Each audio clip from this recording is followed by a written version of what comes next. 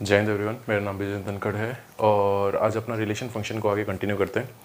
Last class में हमने 1.2 की इंट्रोडक्शन ऑलरेडी कर चुके थे और आज एक्सरसाइज 1.2 का सॉल्यूशन करेंगे। क्वेश्चन नंबर 1 से शुरू करते हैं।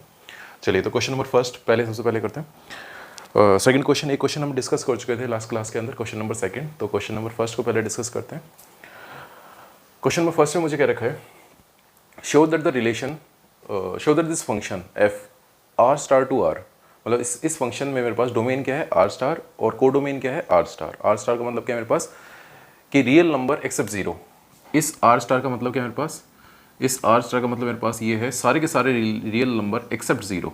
अगर रियल नंबर में से मैं जीरो को हटा दूंगा तो वो डिनोट कर रखा है आर स्टार से। Defined by f of x equals to 1/x is 1 1 and on 2, कि मुझे ये शो करना है कि ये फंक्शन जो मेरे पास है ये 1 1 ऑन 2 है। किसके लिए, अगर मेरे पास डोमेन ये है और को डोमेन ये है। चलिए, तो शो करते हैं, कैसे शो करेंगे इसको, ध्यान से देखना। लास्ट क्लास में मैंने सर आपको भी बताया था मेरे पास 1 1 फंक्शन क्या होते हैं, ऑन 2 फंक्शन क्या होते हैं, मैनी वन क्या होता है और इन 2 फंक्शन क्या होते हैं। आज कैसे शो करेंगे पेपर के अंदर, अगर मेरे पास ये क्वेश्चन अगर 2 मार्क्स का आ जाता है तो कैसे इस चीज़ को शो करेंगे वो सीखते हैं आज। चलिए, तो मेरे पास फंक्शन है ये और मेरे पास डोमेन का जो सेट है इसे डिनोट कर देते हैं हम। फॉर एग्जाम्पल यहाँ से अगर मैं आर स्टार मेरे पास ये है और को डोमेन का जो सेट है वो भी आर स्टार है मेरे पास। अगर रियल नंबर की बात करूँ मेरे पास सारे real number for example -3 -2 -1 0 1 1.5 2 2.5 3 and so on infinite तक ऐसे चलता रहेगा मेरे पास। यहाँ पे भी same -3 -2 -1 0 1 1.5 2 2.5 3 and so on infinite तक। क्लियर है, मेरे पास ये डोमेन का सेट है और ये को डोमेन का सेट है। मुझे इस फंक्शन को शो करना है 1 1। चलिए, तो 1 1 कैसे शो करेंगे, सबसे पहले ध्यान से ये देखना। 1 1 कैसे शो करूँगा इस चीज़ को मैं, 1 1 शो करने के लिए कैसे शो करेंगे 4 1 1। सबसे पहले आपके पास अगर ऐसा क्वेश्चन आता है, अगर आपके पास ऐसे क्वेश्चन आता है 2 मार्क्स का आता है या 3 मार्क्स का क्वेश्चन आ जाता है, तो आप उस चीज़ को कैसे शो करोगे। तो आप सबसे पहले इस फंक्शन को लेट करोगे, let this function is many one function. मैं सबसे पहले क्या अज्यूम करूंगा इस फंक्शन को, ये फंक्शन मेरे पास कैसा फंक्शन है, मैनी वन फंक्शन है। मैनी वन फंक्शन का क्या काम होता है मेरे पास कि मेरे पास 2 डिफरेंट एक्स के लिए फंक्शन सेम वैल्यू दे रहा है।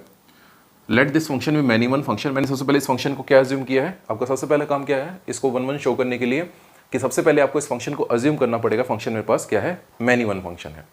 Let be 2 different x, 2 different x. मैं 2 डिफरेंट एक्स मान लेता हूं x1 and x2, 2 different x की वैल्यू ले लेता हूं x1 एंड x2। और मुझे पता है फंक्शन अगर मैनी वन फंक्शन है तो 2 डिफरेंट एक्स के लिए फंक्शन क्या कैसी वैल्यू देगा, सेम वैल्यू देगा। तो f of x1 is equal to f of x2 के बराबर होगा मेरे पास। यहाँ पे मैनी वन का यही काम होता है मेरे पास। मैनी वन फंक्शन किसके बराबर होता है, जब 2 या 2 से ज़्यादा वैल्यूज़ के लिए अगर फंक्शन सेम वैल्यू दे रहा है तो मेरे पास फंक्शन क्या कहलाता है, मैनी वन फंक्शन कहलाता है। मैंने अज्यूम किया कि मेरे पास ये फंक्शन क्या है, मैनी वन फंक्शन है और 2 डिफरेंट एक्स के लिए फंक्शन क्या वैल्यू दे रहा है, सेम वैल्यू दे रहा है। चलिए चेक करते हैं यहाँ पे मेरे पास अगर f ऑफ x1 की वैल्यू अगर मैं निकालूं, अगर फंक्शन के अंदर ये फंक्शन मेरे पास है, इसके अंदर अगर x1 पुट करूंगा तो मेरे पास क्या आ जाएगा 1/x1। अगर मैं f ऑफ x2 की वैल्यू अगर निकालूं तो मेरे पास कितना आ जाएगा 1/x2। x1 फंक्शन के अंदर पुट कर दिया, x2 फंक्शन के अंदर पुट कर दिया, मेरे पास ये आ गया। और मुझे पता है ये दोनों इक्वल होंगे, ये दोनों के दोनों क्या होंगे मेरे पास, इक्वल होंगे। क्यों होंगे इक्वल, ये क्योंकि मेरे पास यहाँ पे ये फंक्शन मैंने जो अज्यूम किया है मेरे पास ये फंक्शन कैसा है, ये मैनी वन फंक्शन है। क्रॉस मल्टीप्लाई कर दूं, अगर क्रॉस मल्टीप्लाई करूंगा तो यहाँ से क्या आ जाएगा मेरे पास x1 is equal to x2। क्या आ गया मेरे पास, मैंने सबसे पहले अज्यूम किया था मेरे पास ये फंक्शन मैनी वन है और 2 डिफरेंट एक्स की वैल्यू है। मैंने अज्यूम किया था मेरे पास ये दोनों के दोनों डिफरेंट एक्स हैं, ये अज्यूम किया था मैंने कि मेरे पास दोनों के दोनों डिफरेंट एक्स हैं।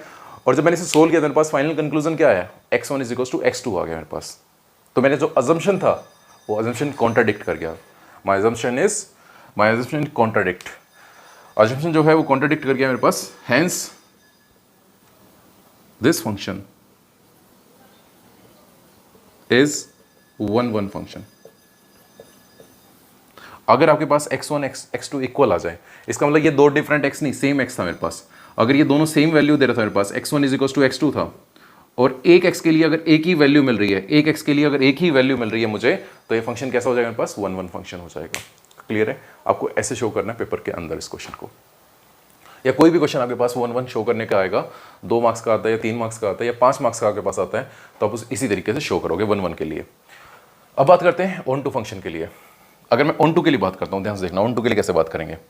अगर ऑन टू के लिए बात करूँ मैं, तो मुझे पता होना चाहिए मेरे पास हर एक ऑन टू फंक्शन क्या होता है, मेरे पास जितना भी कोडोमेन के एलिमेंट है, सारे के सारे कोडोमेन के जो एलिमेंट है ये ऑक्यूपाई होने चाहिए मेरे पास।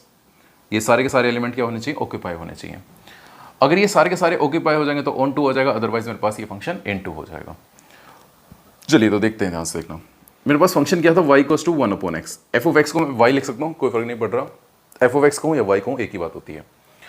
अगर क्रॉस मल्टीप्लाई कर दूँ तो x क्या आ गया मेरे पास 1/y, 1/y के बराबर आ गया। अगर मैं अब y की वैल्यू पुट कर दूँ यहाँ पे, अब मुझे बताना, अगर मैं y की वैल्यू यहाँ पुट करता रहूँ तो मुझे उसके लिए हर एक x की वैल्यू मिलेगी, क्योंकि ये x क्या है मेरे पास, ये रियल नंबर है, ये भी रियल नंबर है, ये y। अगर y की वैल्यू फॉर एग्जाम्पल मैं यहाँ 2 पुट कर दूँ तो क्या उसके लिए x एग्जिस्ट कर रहा है 1/2। अगर मैं y की वैल्यू को 2 पुट कर रहा हूँ तो क्या 1/2 x मुझे मिल जाएगा, 1/2 का मतलब 0.5। क्या 0.5 मिल जाएगा मुझे यहाँ पे, क्या 0.5 मिल जाएगा मुझे यहाँ पे, बिल्कुल मिल जाएगा मुझे 0.5। अगर x की वैल्यू y की वैल्यू मैं 2 पुट कर रहा हूँ तो मुझे इसके x के लिए क्या मिल रहा है, यहाँ पे 0.5 मिल रहा है। तो ध्यान से सुनना मेरी बात यहाँ पे। अगर मैं इसके बाद मुझे मेनली इसमें स्टेटमेंट लिखनी होती है, मेनली मुझे इसे स्टेटमेंट लिखनी होती है। फॉर एवरी y, यहाँ पे आप लिखोगे for every y there is an x belongs to domain या फिर r star domain. For every y, जितने भी y आपके पास है उनके लिए कोई ना कोई x जरूर होगा, इसलिए मेरे पास ये फंक्शन क्या हो जाएगा, ये फंक्शन हो जाएगा ऑन टू फंक्शन हो जाएगा। Hence this function is onto function. Clear है, आपको इस तरीके से ये शो करना है इसको। चलिए इसका सेकंड पार्ट देखते हैं। सेकंड पार्ट इसमें अच्छा है, अगर आपको क्लियर हो जाएगा यहाँ से। Is this result is true if the domain is replace by n। अगर डोमेन को मैं रिप्लेस कर दूं n से, क्या कर दिया इस बार मैंने इस r स्टार की जगह डोमेन जो थी मेरे पास वो नेचुरल नंबर लिख दी। डोमेन जो है वो रिप्लेस कर दी किससे, नेचुरल नंबर से। ये डोमेन है मेरे पास और इसे रिप्लेस कर दिया मैं नेचुरल नंबर। नेचुरल नंबर क्या होते हैं, 1 2 3 4 5 6 एंड सो ऑन, मेरे पास चलता रहेगा सारे के सारे। ये डोमेन मेरे पास है। अगर मेरे पास ये डोमेन है, मैं इसे रिप्लेस कर रहा हूँ किससे, r स्टार को रिप्लेस कर रहा हूँ n से। अब मेरे पास x इक्वल्स टू 1/y है।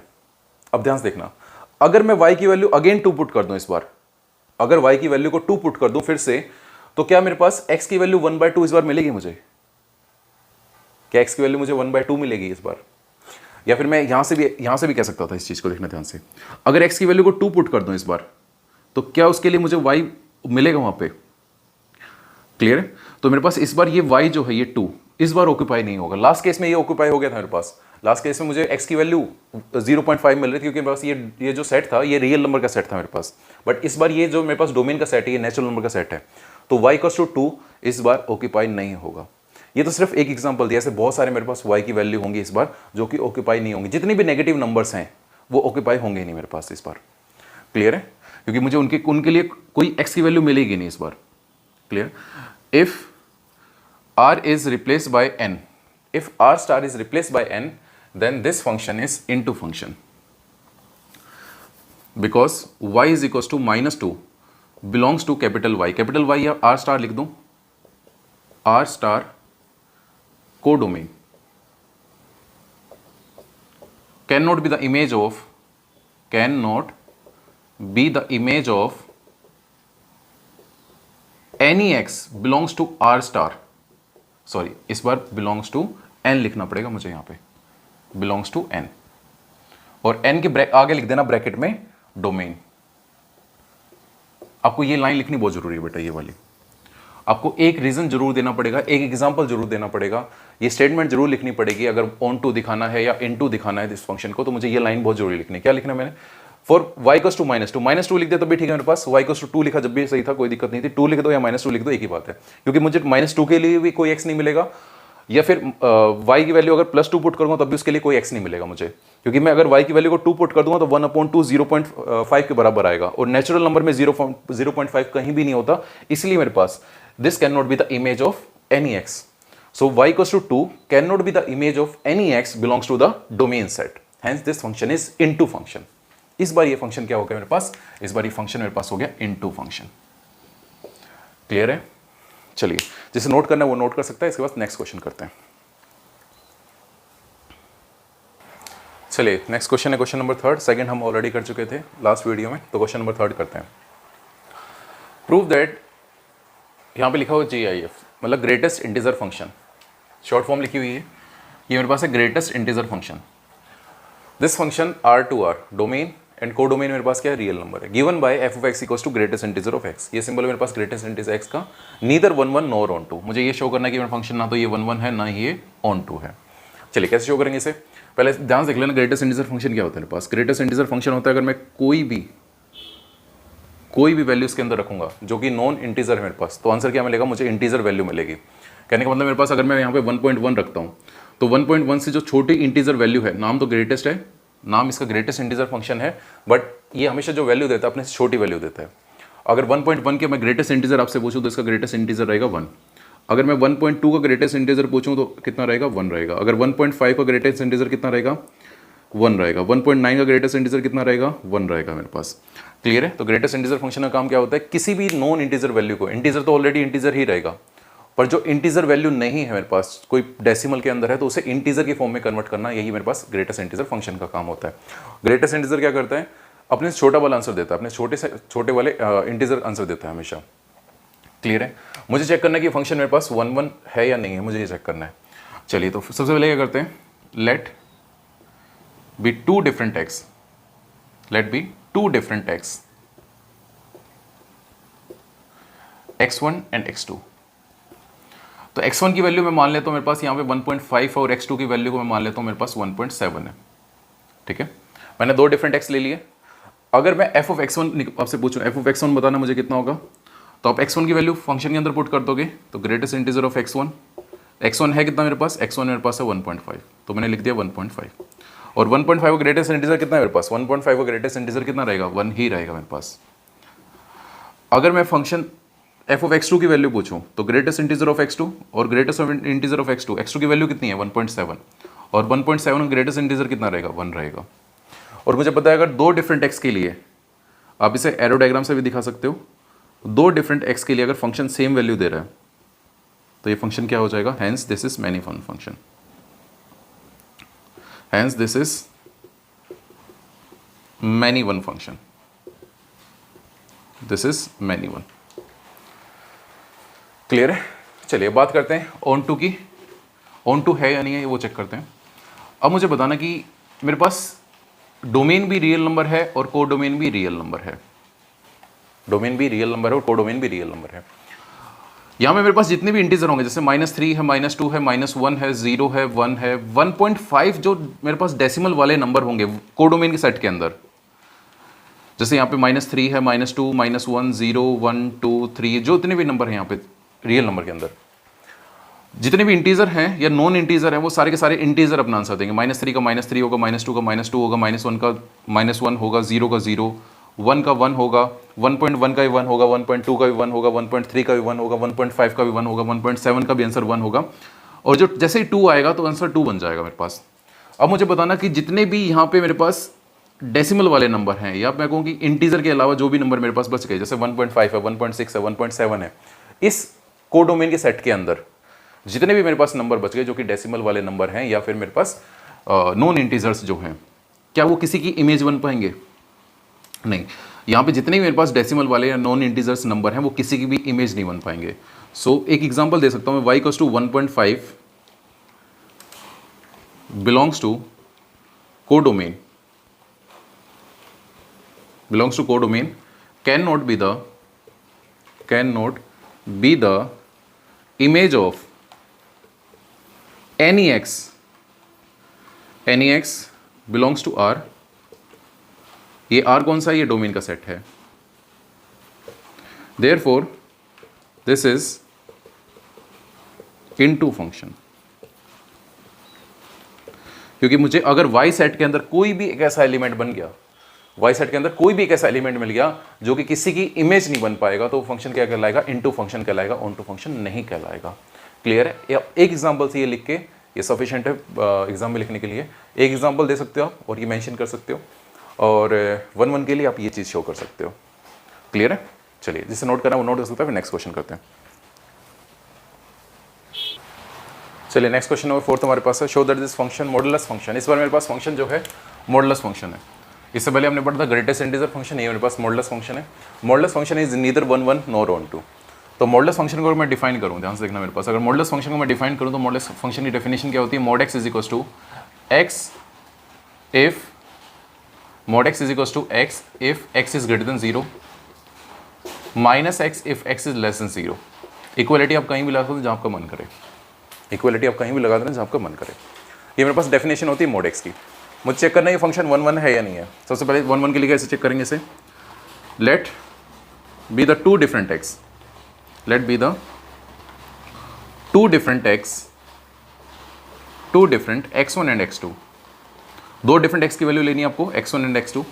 फॉर एग्जाम्पल मैं x1 जो है वो -2 मान लेता हूँ और x2 को मैं +2 मान लेता हूँ। क्लियर है? मैंने दो डिफरेंट x की वैल्यू ले ली, एक -2 और एक +2। अब मुझे बताना कि मेरे पास f ऑफ x1 किसके बराबर होगा? f ऑफ x1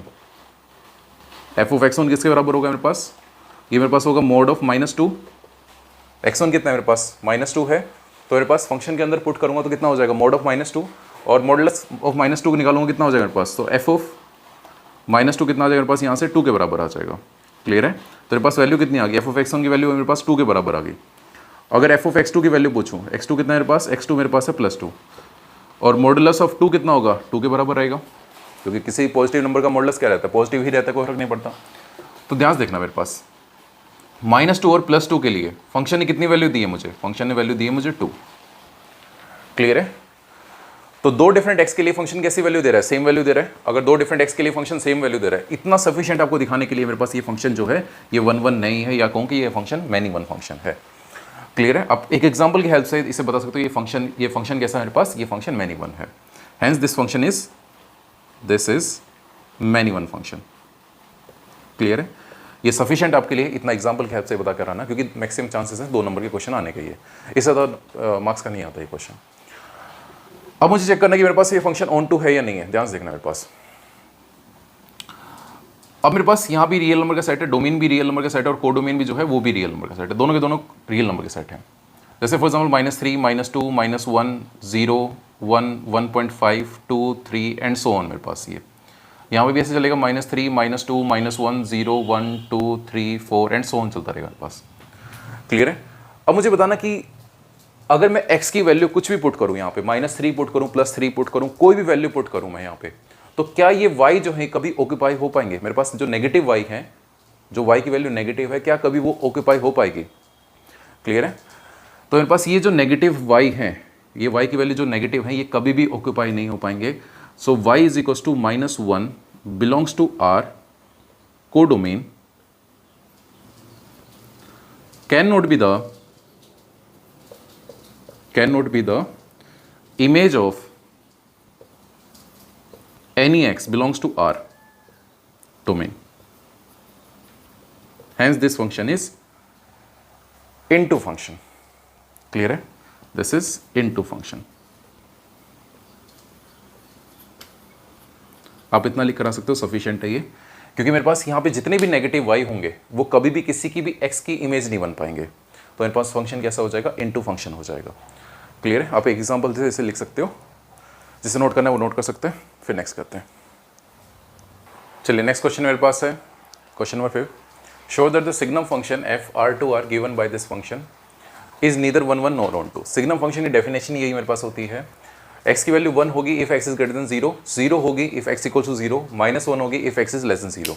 अगर इस ग्राफ की बात करूँ तो इसका ग्राफ कुछ ऐसा होता है मेरे पास, x इक्वल टू 0 पे फंक्शन की वैल्यू 0 मिलती है, और 0 से बड़ी अगर x की वैल्यू मैं पुट करूँगा फंक्शन के अंदर तो मेरे पास y जो है वो 1 के बराबर मिलेगा। अगर मैं